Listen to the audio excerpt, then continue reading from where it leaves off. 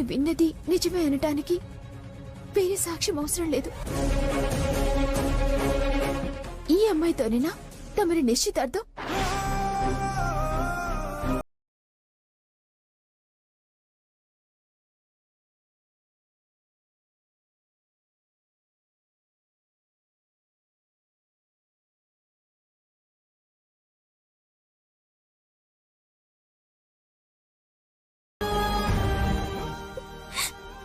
మౌనం సమాధానం అవ్వదు తారక్, మాట్లాడు. ఏంటి తారక్ నీకు సమాధానం చెప్పేది? నిన్ను నువ్వే నీ స్థితి గురించి ప్రశ్నించుకో, ఆన్సర్ దొరుకుతుంది. నాతోనే నిశ్చితార్థం, నాతోనే పెళ్లి. ఏం చేస్తావ్? నువ్వు తల దోచకు. తేల్చుకోవాల్సింది నేను తారక్. నా మెడలో తాళి కట్టబోయే తారక్ ని ఎగతాళిగా మాట్లాడుతుంటే చూస్తూ ఊరుకుంటానా? హత్య చేసి నిండా మునిగిన దానివి, ఇంకా నువ్వు తేల్చేదేంటి? నేను ఏ పరిస్థితిలో అలా చేయాల్సి వచ్చిందో తారక్ కి బాగా తెలుసు. నువ్వు కూడా నన్ను నమ్మలేదు తారక్. నువ్వు కూడా నేను హంతకురాలి అంటున్నావా? నన్ను అర్థం చేసుకుంది అంతేనా? మన ప్రేమకున్న విలువ ఇంతేనా? ప్రాణంగా ప్రేమించిన మనిషి కష్టాల్లో ఉంటే కన్నీళ్లు తుడవాల్సిన వాడివి. వేరే వాళ్ళ మెడలో తాళి కట్టడానికి సిద్ధపడతావా? ఇంత అన్యాయం ఎలా చేయాలనుకున్నావు? ఆత్మసాక్షి లేదా తారక్? దేని మంచి గురించి మనసు గురించి మీకు తెలీదా? ఇంత ద్రోహం చేయటానికి మీకు మనసు ఎలా వచ్చింది తారక్ గారు? ఏంటి ఇద్దరు అలా నిలదీస్తున్నారు? నువ్వు బెయిల్ మీదొచ్చిన దానివి, నిర్దోషిగా నిరూపణ అయిన దానివి కాదు. అది చేసింది నేరమని నిర్ధారించడానికి నువ్వెవరు? తనకన్నా ముందు తారక్ ని ప్రేమించిన మనిషిని.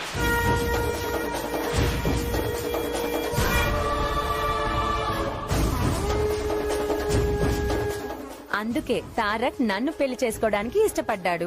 దేంతో పెళ్లి ఫిక్స్ అయింది. ఆ పెళ్లి చెడిపోయింది కదా. పెళ్లి చెడితే ప్రమాణాలు చెరిగిపోతాయా? ప్రేమ చెదిరిపోతుందా? చెప్పండి తారక్ గారు.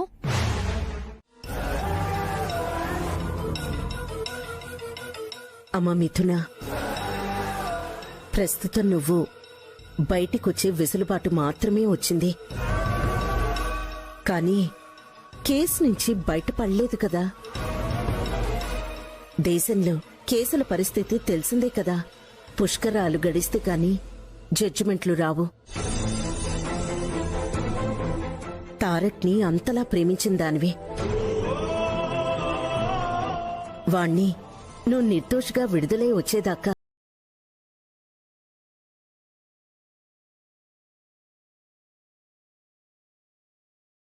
పోవడం నీకు సంతోషమా?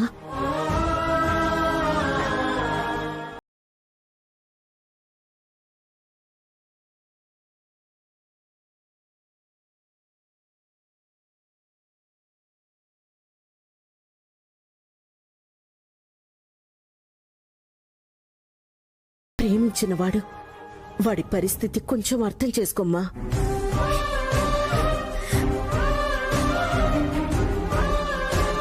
ప్రేమ కంటే త్యాగం గొప్పది అంటారు. ఒకరి సంతోషం మరొకరు కోరుకోవడమే కదా ప్రేమంటే.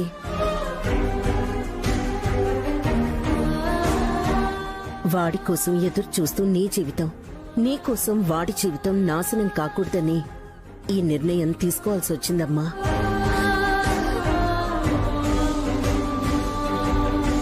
నీ క్షేమం కోరేవాడి ఆలోచనలో ఏ దురుద్దేశం లేదమ్మా, అర్థం చేసుకో.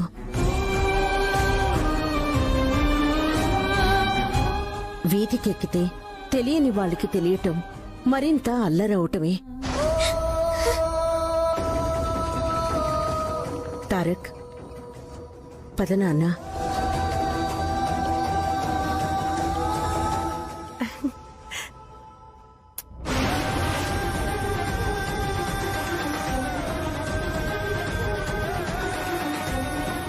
Love you Tarak. Bye aunty. Bye.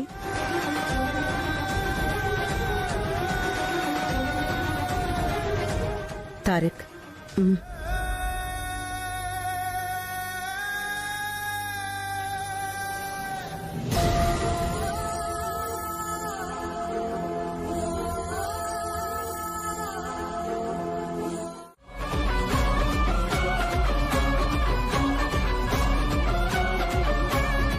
ధైర్యంగా ఉండు మిథున. విన్నారుగా నాన్న, నిజమేంటో తెలిసింది కదా. మనం ఎవ్వరం భయపడాల్సిన పనే లేదు. నిజం నిప్పు లాంటిది అంటారు. దాన్ని దాచడం ఎవ్వరి తరం కాదు. ఖచ్చితంగా మేమిద్దరం తోడికోడళ్లుగా ఆ ఇంటికి వెళ్తాం, వెళ్ళి తీరుతాం.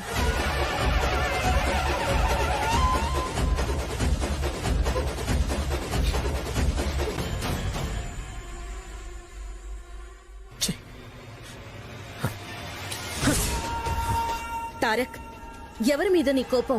ఎందుకు ఆ జాకెట్ మీద అసహనం చూపిస్తున్నావు? వదిలే మామ్, నా బాధ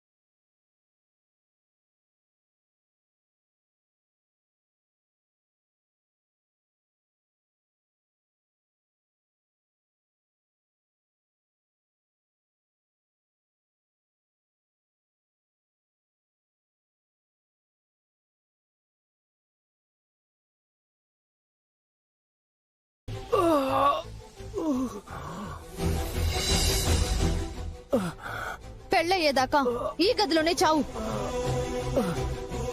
మిథున నాకేం తెలీదు అంటుంది. నేను బయట గడిపెట్టి వచ్చినప్పుడు మురళి బానే ఉన్నాడు. ఈ మధ్యలో ఏం జరిగింది? వాడు ఎలా చనిపోయి ఉంటాడు?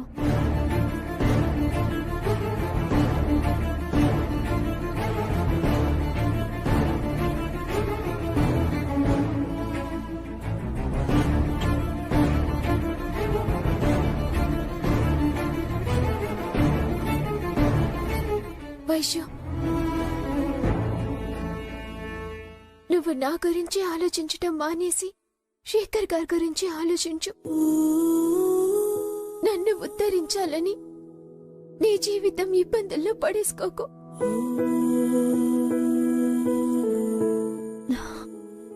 ఏం మాట్లాడుతున్నావు మిథున? నిజం వైశ్య, నీ గురించి తెలుసు కాబట్టి, త్యాగాలకి వెనకాడవు కాబట్టి చెప్తున్నాను.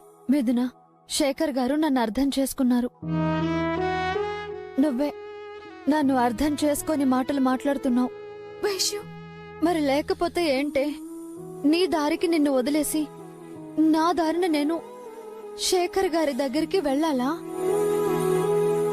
మిథున, నువ్వు నిజం చెప్పకముందే నువ్వు తప్పు చేసుండవు అన్న నమ్మకంతో నిన్ను విడిపించాలి అని ఇటు వచ్చానే.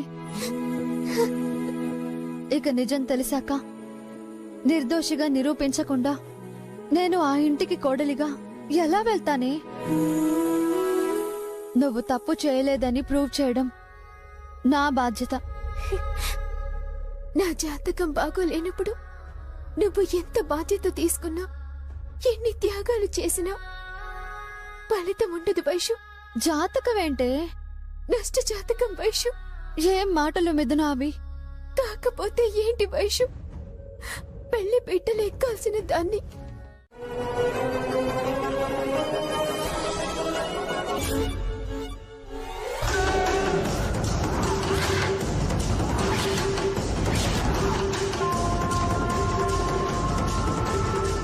కాస్తలో ఎంతో ప్రమాదం తప్పింది.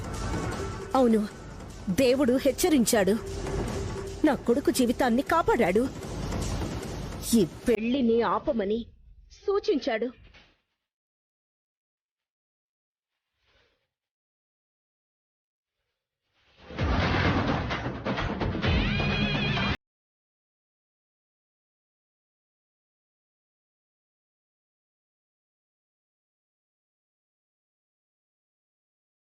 ఈ గదిలో ఎవరు పెళ్లి కూతురుగా తయారయ్యారో అది చెప్పండి ముందు.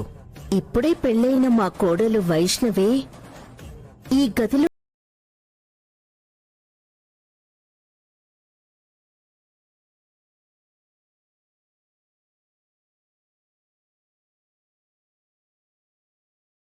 ఉందా?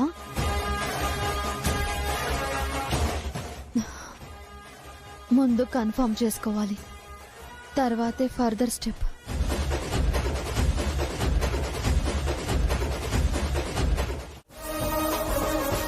చూడండి అత్తయ్య గారు, మీరు ఏమేం చేశారో, ఎలాంటి దుర్మార్గాలు చేశారో నాకు బాగా తెలుసు. ఖచ్చితంగా ఇది మీ పని. నా చెల్లెలికి సంబంధించిన విషయం నా కుటుంబం పరువు ప్రతిష్టకు మనుగడకు ప్రశ్నార్థకం. మిమ్మల్ని వదలను. ఏంటి నిజంగా నేనే ఏదో చేసినట్టు మాట్లాడుతున్నావు? ఖచ్చితంగా చేసే ఉంటారు అత్తయ్య గారు, అందులో నాకు ఎలాంటి అనుమానమూ లేదు. దోషుల్ని నిలదీయటమే కాదు, ఇప్పుడు మేం అనుభవిస్తున్న శిక్షకు 10 రెట్లు ఎక్కువగా నువ్వు అనుభవించేలా చేస్తాను. నా చెల్లెలు కార్చే ప్రతి కన్నీటి బొట్టుకి వడ్డీతో సహా వెక్కి వెక్కి ఏడ్చి వెనక్కి ఇచ్చేలా చేస్తాను. Vaishnavi 1175 KB, no flash, only smash.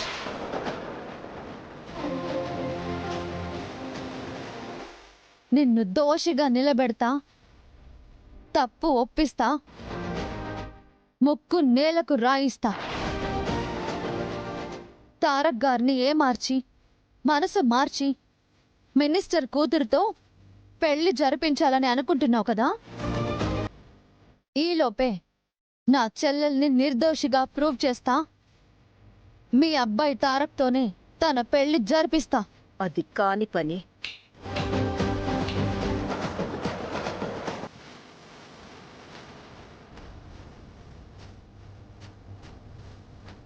Challenge. Vaishnavi challenge కి కానిది అనేది ఏదీ లేదు. ఇది అత్త కోడళ్ల సవాల్. నన్ను గెలవటం ఈ లైఫ్ లో మీకు సాధ్యం కాదు రేఖాదేవి, గుర్తుంచుకో. చెప్పండమ్మా. సార్, నా చెల్లెలి హత్య చేయలేదంట. ఏంటి, హత్య చేయలేదా? అవును సార్. చేశానని తనే ఒప్పుకుంది కదమ్మా. అది నా చెల్లి నన్ను రక్షించడానికి నేరం తన మీద వేసుకుందంట. పోలీసులు వచ్చినప్పుడు పెళ్ళైనా నీ లైఫ్ కి ప్రాబ్లం రాకూడదని ఆ నేరం నా మీద వేసుకున్నాను.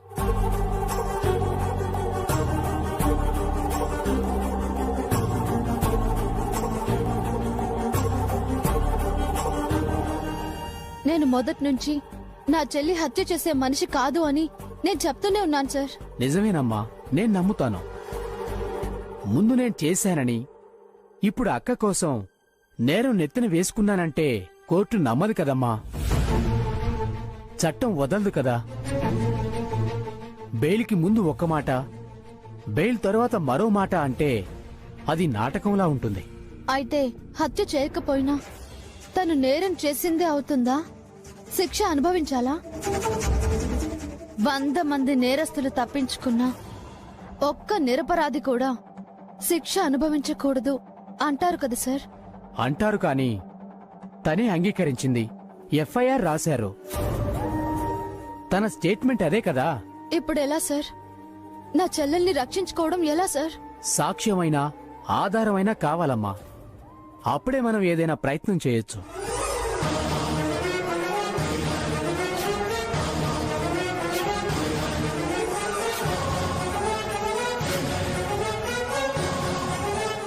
అప్పటికప్పుడే మినిస్టర్ కూతురితో పెళ్లికి ఆరాటపడింది. ఎలా సంబంధం కుదిరింది?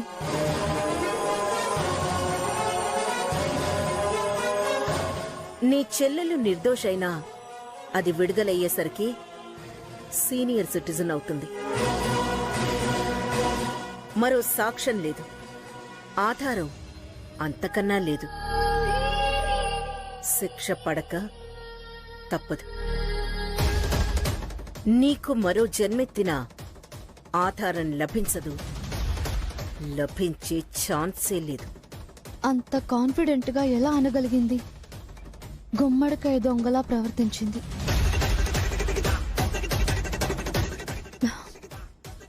సార్, ఆధారం లభిస్తే నా చెల్లెల్ని నిర్దోషిగా నిరూపించుకోవచ్చా? డెఫినెట్ గా అమ్మా. ఏ చిన్న ఆధారం దొరికినా మనం కోర్టుకు ప్రొడ్యూస్ చేసి ప్రూవ్ చేసుకుని వాదించి గెలవచ్చు. నేను ప్రయత్నం చేస్తాను సార్. నిజం నింద చేతిలో ఓడిపోవడానికి వీల్లేదు. నా చెల్లెల్ని విడిపించుకు తీరాలి.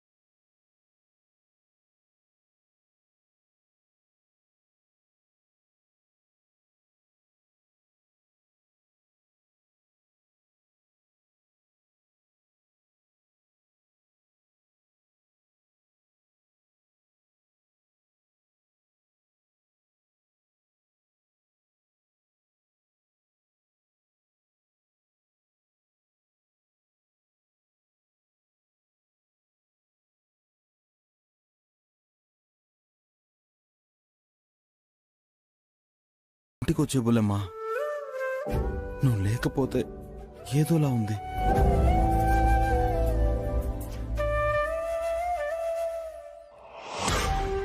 వీడా వైష్ణవి ధ్యాసలోనే ఉన్నట్టున్నాడు. వీణ్ణి దాని ధ్యాస నుండి మరల్చాలి. తారక్ మిథునని మరిచేలా చెయ్యాలి. వీడిని పావుని చేసి నేను గేమ్ గెలవాలి. వీడికి అతంటే ప్రాణం. అదేమో దాన్ని విడిపించకుండా రాదు. దాన్ని సాకుగా చూపి వీడి మనసులో స్పర్ధలకు బీజం నాటాలి. అదంటే ద్వేషం కలిగేలా చేయాలి.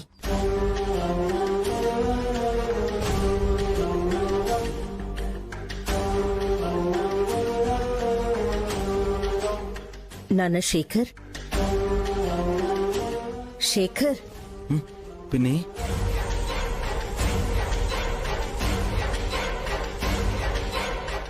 ఏంటోరా, మీరిద్దరూ నాకు రెండు కళ్ళు. కానీ మీరిద్దరూ బాధపడుతుంటే చూస్తూ తట్టుకోలేకపోతున్నాను. కంటి కలకలు వచ్చినట్టు చాలా ఫీల్ అవుతున్నా. వాళ్ళ చెల్లెల్ని విడిపించాక బుల్లెం వచ్చేస్తుంది పిన్ని. కానీ చిన్నమ్మా, నువ్వు అన్నయ్యకి ఇష్టం లేని పెళ్లి చేయాలని చూస్తున్నావు. అదైతే నాకు నచ్చట్లేదు. ఎంతైనా అన్నయ్య మిథునని ప్రేమించాడు కదా పిన్ని. నిజమేరా, నేనేమన్నా కాదన్నానా? మిథునతో పెళ్లి వద్దు అన్నానా? కానీ ఆ అమ్మాయి ఏమో హత్య చేసింది. పైగా నేనే చేశాను అని ఒప్పుకుంది. నేనేం చేయగలను? తను నిర్దోషాన్ని తిరిగి వచ్చేదాకా మీరు పక్క నుండి ఇప్పుడు జరగబోయే పెళ్లిని జరిపిస్తే వాడి ఆశ నెరవేరుతుంది కదా. నా పెళ్లి మీకు ఇష్టమేనని కాస్త మనసు కష్టపెట్టుకోవడం మాంతాడు కదా. ఒక్కసారి ఆలోచించు.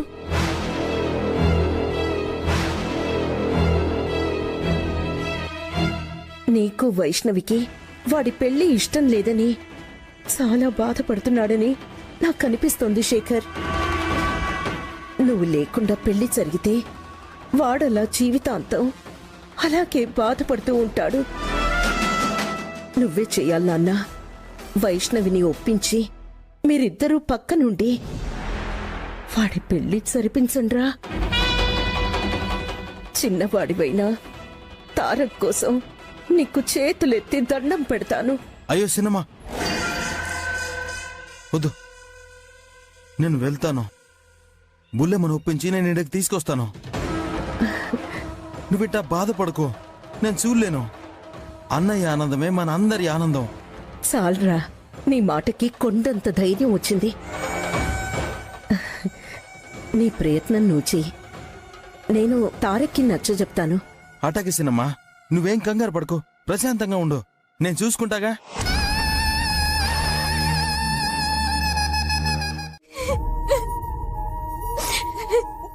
నాకు భరించే శక్తి లేదు.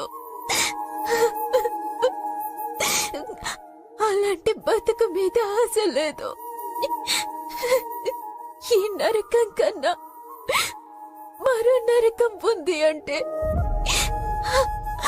అదే నయం అనిపిస్తోంది. ఈ జనంలో మనం కలవమా? విధి మనల్ని ఇంత దారుణంగా విడదీస్తుందా? విషాదమే ముగింప?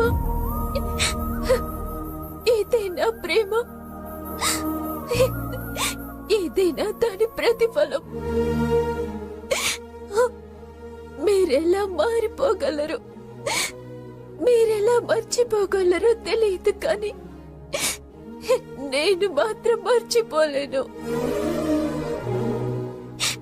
విసిరిన పూలలా మిగలలేను. కుమిలిపోవటం కన్నా ఈ లోకం నుంచి తొలగిపోవటమే కరెక్ట్ అనిపిస్తోంది.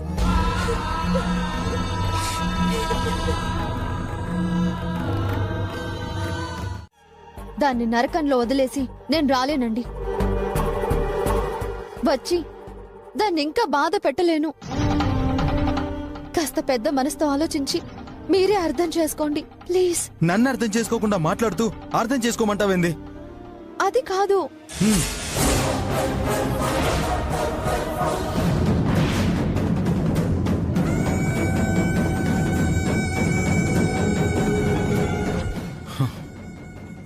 ఇంకేం మాట్లాడకు బుల్లమ్మ. నువ్వు నీ చెల్లెలి గురించి ఆలోచిస్తున్నావు గానీ మా అన్నయ్య గురించి ఆలోచించడం లేదు. నా గురించి నువ్వు అస్సలు ఆలోచించట్లేదు. చెల్లెలు రాందే నువ్వు ఆ ఇంటికి రాను అని చెప్పడం నీకేమన్నా న్యాయంగా ఉందా? దాని పరిస్థితి తెలిసి ఇలా ఎలా అంటున్నారండి? నా పరిస్థితి నీకు తెలియట్లేదు కదా, నువ్వు నన్ను అర్థం చేసుకోవట్లేదు కదా. అసలు బయటికి వస్తుందో రాదో తెలియని చెల్లెలి కోసం నా మాట నువ్వు కాదన్నవేంటి? సూటిగా ఒక మాట చెప్పు బుల్లెమ్మా, నీకు నేనెక్కువ, నీ చెల్లెలు ఎక్కువ?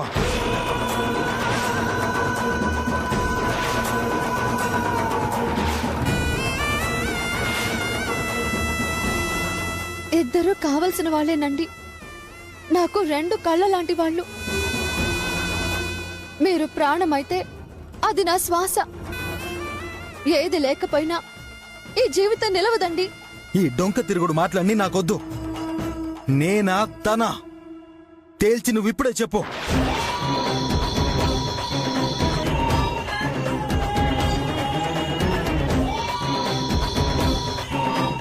చెప్పటం చాలా కష్టమండి. అయితే అర్థం చేసుకోవడం కూడా కష్టమే బుల్లెమ్మ. నువ్వు వచ్చి అన్నయ్య పెళ్లిలో నా పక్కన నా భార్యగా నిలబడతావా లేదా? ఇప్పుడున్న పరిస్థితుల్లో దాన్ని వదిలి నేను రాలేనండి.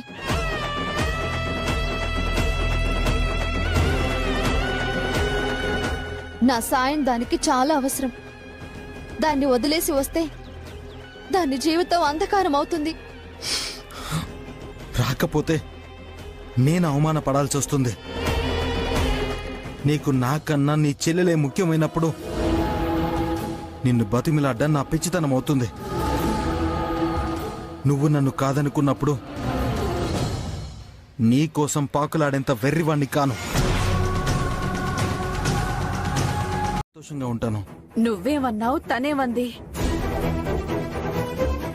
బుల్లెమ్మా, ఒక్కసారి ఆలోచించు. బుల్లెమ్మా, బుల్లెమ్మా, నా కోసం నువ్వు రావచ్చు కదా. ఇద్దరం కలిసే వస్తాం. ఒంటరిగా ఇంటికి రాలేనని ఆ రోజే చెప్పాను కదా.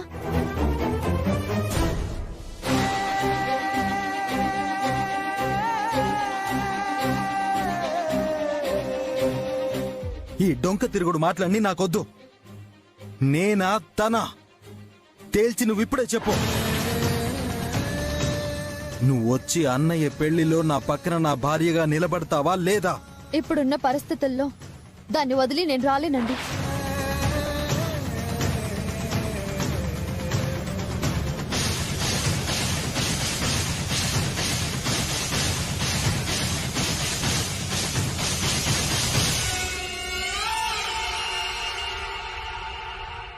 ఒరే, తనున్న పరిస్థితి అలా మాట్లాడించింది.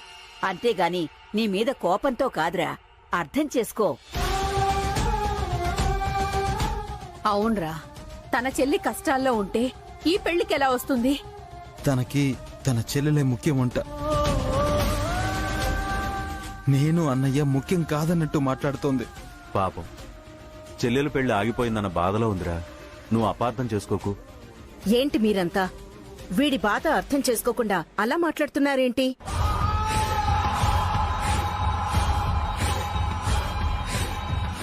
హా, మీకు వీడికంటే తనే ఎక్కువలాగుందే.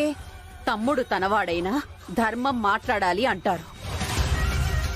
ఎక్కువేంటి తక్కువేంటి రేఖ? అన్నీ తెలిసి తన బాధ అర్థం చేసుకోకుండా వీడెళ్లి తనని పిలవటం తప్పవుతుంది.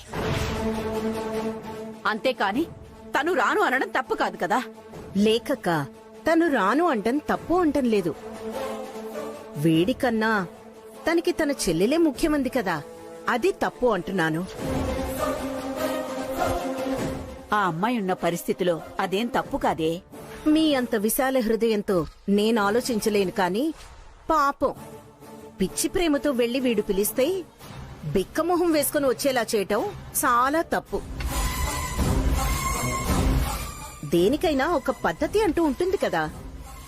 నువ్వు పెడార్థాలు తీయకు డియర్. వీడి బాధ అర్థమైతే మీరందరూ ఇలా మాట్లాడరు. వీడంటే తారక్కి ఎంత ప్రేమో తారకంటే కూడా వీడికి అంతే ప్రేమ కదా. అందుకే వాడి పెళ్లికి వీడు వెళ్లి పిలిచాడు. అది కూడా తప్పా?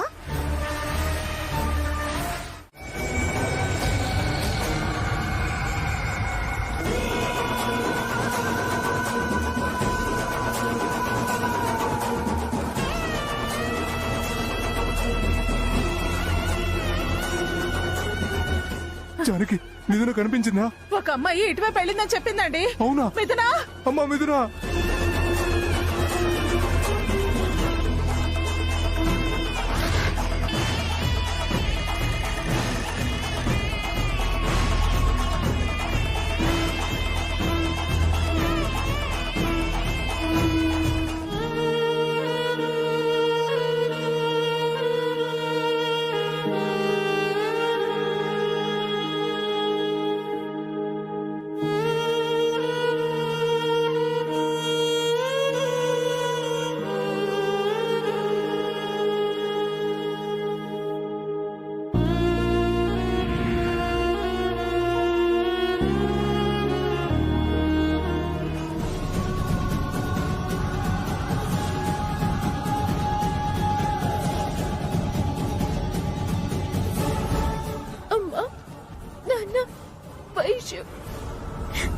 నన్ను క్షమించండి. ఈ జన్మకి ఇదే ముగింపు. ఇక సెలవు.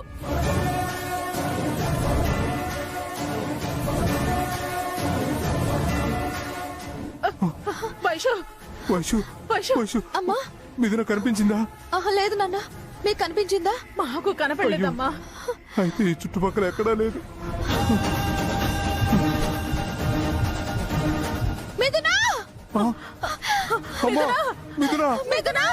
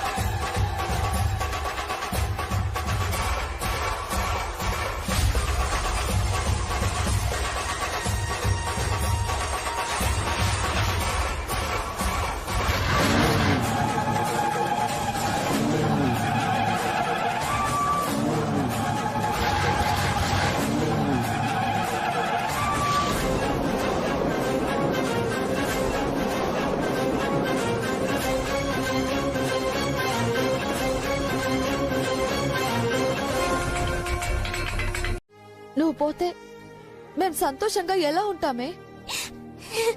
నువ్వు లేకుండా మేమెలా బతకగలమే?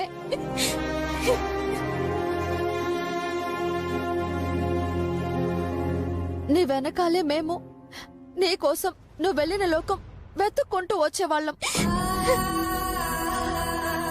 చూడండి, దైవం జన్మనిచ్చింది అనుభవించడానికే కాని ఇలా అర్థంతరంగా ముగించడానికి కాదు.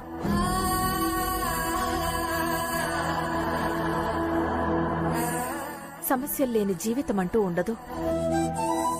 చావు సమస్యకి ముగింపు కాదు. ఆలోచించాలి, పరిష్కారం వెతుక్కోవాలి. పరిష్కారం అంటూ లేని సమస్య ఉండదు. పరిష్కారమే లేకపోతే ఇంత దూరం అమ్మవారు నన్ను పంపించేదే కాదు.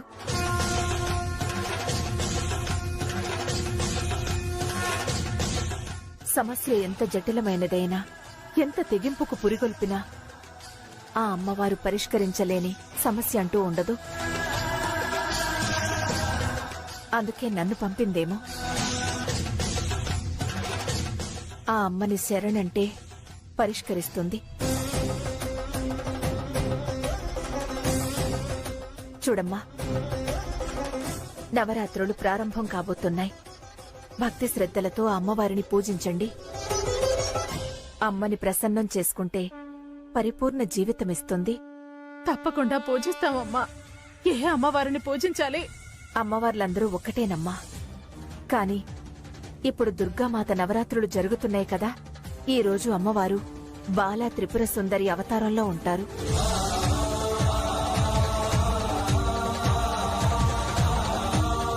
నిర్మలమైన మనస్సుతో ఆ బాలా త్రిపుర సుందరి ఉంటుంది కాబట్టి ఆ అమ్మను వేడుకుంటే ఆ అమ్మని పుష్పాలతో పుష్పార్చన, కుంకుమతో కుంకుమార్చన చేయిస్తే ఆ బాలా త్రిపుర సుందరి దేవి తప్పకుండా అనుగ్రహిస్తుంది. తప్పకుండా పూజిస్తాము అక్క. దగ్గరుండి మా అందరి చేత మీరే అమ్మవారి పూజ చేయించండి. అయితే పదండి, అతి శక్తివంతమైన ఇష్ట కామ్యాలు తీర్చే శక్తిపీఠం ఆ రాజరాజేశ్వరి అమ్మవారి దేవాలయానికి వెళదాం. చెప్పండి, ఏదో మాట్లాడాలి అన్నారు. అమ్మా, నేను మా సిద్ధాంత్ గారికి పిల్లల జాతకాల్ని, ముహూర్తాన్ని చూపించాను. ఏమన్నారు? జాతకరీత్యా వాళ్ళ వివాహానికి చాలా పెద్ద ఆటంకాలు వస్తాయి, గడ్డు సమస్యలు ఎదుర్కోవాల్సి వస్తుందన్నారు.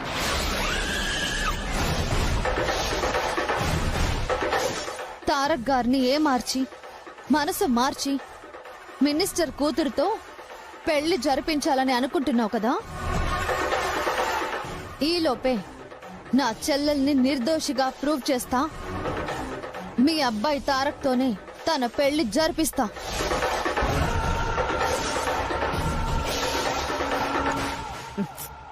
స్వాములు, సిద్ధాంతులు ఏదో ఒకటి చెప్తూనే ఉంటారన్నయ్య. శాంతులని, పూజలని, హోమాలని అంటూనే ఉంటారు. అవన్నీ పట్టించుకోవాల్సిన అవసరం లేదన్నయ్య. అలా అనకండి చెల్లమ్మా. మా సిద్ధాంతి గారి మాట బ్రహ్మ.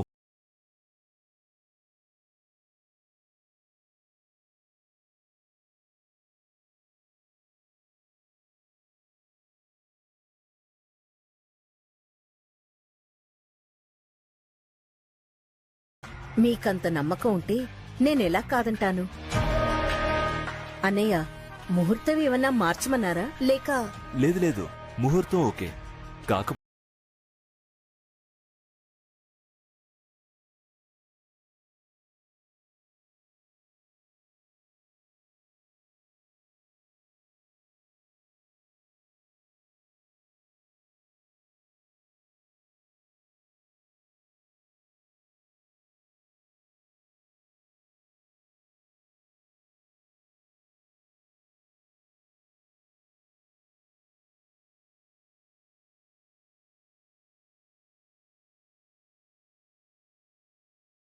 నేను వాడికి నచ్చజెప్పి తారక్ మిథునల పెళ్లి జరిపించే బాధ్యత నీదే తల్లి.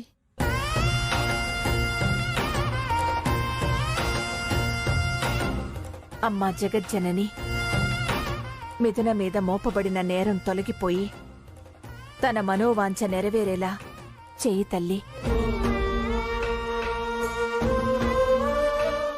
ఎలా అయినా పూజ పూర్తిగా జరగకుండా చూడాలి.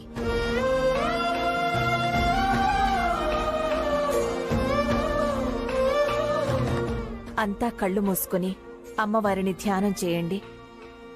అలాగే.